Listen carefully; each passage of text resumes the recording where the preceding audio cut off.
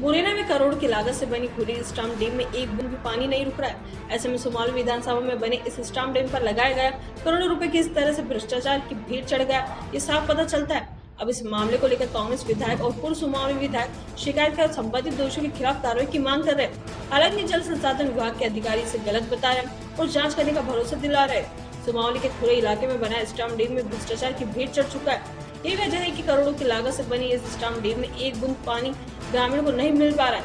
ऐसे में साफ होता है कि इस स्टम्प डैम में पैसों की बंदरबाट किया गया।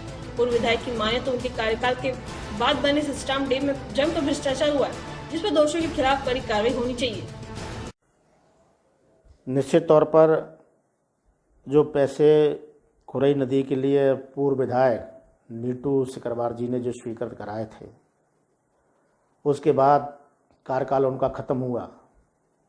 जैसे ही जो लोग विधायक बने या जो वहाँ के प्रभावशाली जो नेता थे, उन्होंने इस लिए कि इसका श्रेय नीटू को जाएगा, तो वहाँ घटिया किस्म का काम करके और सारे पैसे का बंदरबाट कर लिया है। उस जो जितना पैसा उसमें लगाया उसकी कोई उपयोगिता नहीं है। निश्चित तौर पर मैं आदरणीय कमलनाथ जी से कहूँगा कि इसमें जो बंदरबाट हुआ है इस पैसे का, उसकी जांच कराई जाए, चाहे वो कोई भी हो।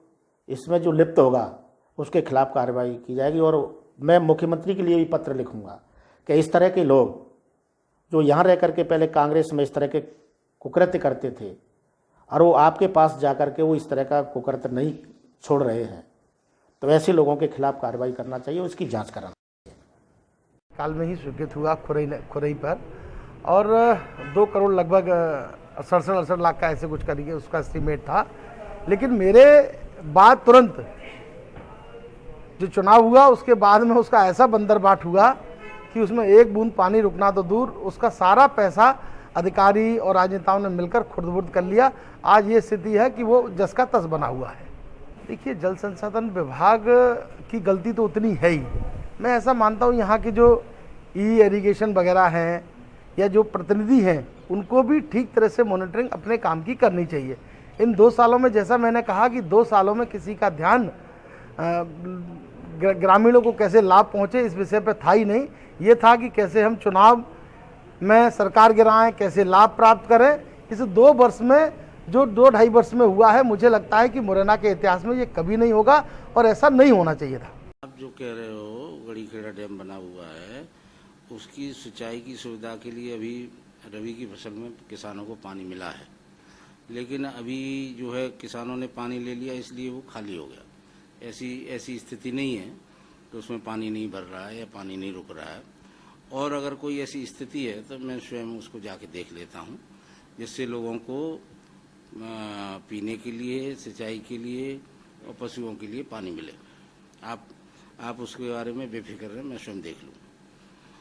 नहीं, ऐसा नहीं है, पानी तो भरा है उसमें, लेकिन कम भरा है। तो वो बरसात भी पिछले साल कुछ कम हुई। अब हो सकता है कि उसके कैचमेंट एरिया में कहीं कोई प्रॉब्लम आ रही हो, कहीं ट्रैप हो रहा हो, कहीं उसका अतिक्रमण हो रहा हो। वो हम ऊपर उसको थोड़ा सा संबंधित अधिकारी को भेज के हम उसको देख लेते हैं, कहीं कोई कैचमेंट एरिया ट्रैप तो नहीं हो रहा है। क्या है कि आजकल ये RES के कई स्टॉप डैम बन गए छोटे छोटे, उससे हमारे जो बड़ी योजनाओं के जो कैचमेंट एरिया हैं वो ट्रैप हो रहे हैं, उससे दिक्कत आ रही है, वो हम देख लेते हैं। मुरैना से देवेंद्र सिंह राजपूत की रिपोर्ट।